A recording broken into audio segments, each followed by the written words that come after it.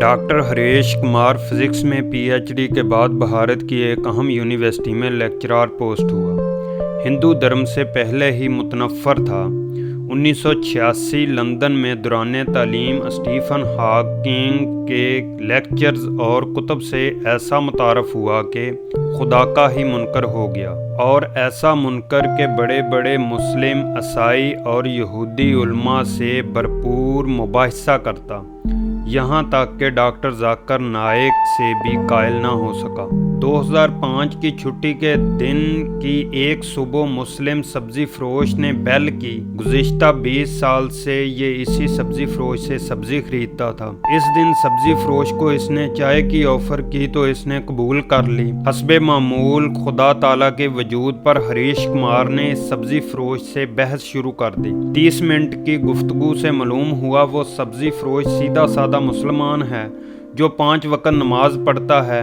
ہاں، وہ سودے میں بہت ہی صاف گو اور ایمانت دار ہے، مناسب دام میں بیچتا ہے۔ آخر چلتے ہوئے اس نے ایک ایسی بات کی جس نے ہریش کمار کی زندگی ہی بدل دی۔ وہ کیا تھی؟ ڈاکٹر جی، تم نے خود بولا کہ تقریباً 6000 یا 10,000 سال سے انسانی تاریخ میں پیغمبروں کی کہانیاں چلی آ رہی ہیں، اور سب کے سب ایک اللہ اور جنت دوزخ کی بات کرتے ہیں، اور سائنس مرنے کے بعد کے حالات کا جواب ہی نہیں دے سکتی۔ تو اب 2 ہی امکانات ہیں، اللہ کا وجود نہیں ہے، اللہ ہے۔ اگر تو اللہ کا وجود نہ ہوا تو مرنے کے بعد ہم دونوں برابر ہوں گے، لیکن اگر آگے جا کر اللہ موجود ہوا تو آپ پھر پکڑے جائیں گے۔ دونوں صورتوں میں فائدے میں کون ہوا، آپ خود ہی فیصلہ کر لینا۔ اس لیے بہتر یہ ہے اللہ کو مان لیں اور اس کے کہنے پر چلیں۔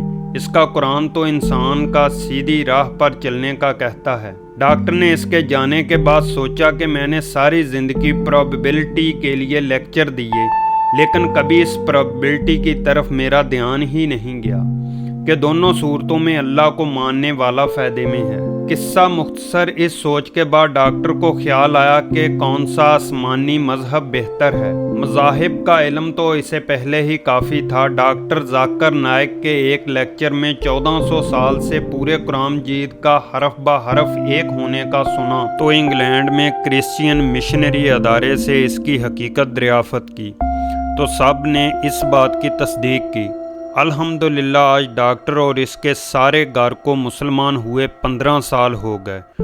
ڈاکٹر اسلامی تعلیمات کے لیے کیرلا شفٹ ہو گیا۔ اس کی 3 بیٹیاں حافظ قرآن ہیں اور اللہ کریم نے اس کی زندگی ہی بدل دی، لیکن اس سبزی والے عبدالاحد سے دوبارہ کبھی ملاقات نہ ہو سکی۔ لیکن اس نے قبول اسلام کے بعد اپنا نام بھی عبدالاحد رکھا کیونکہ وہ ایک سچا مسلمان تھا۔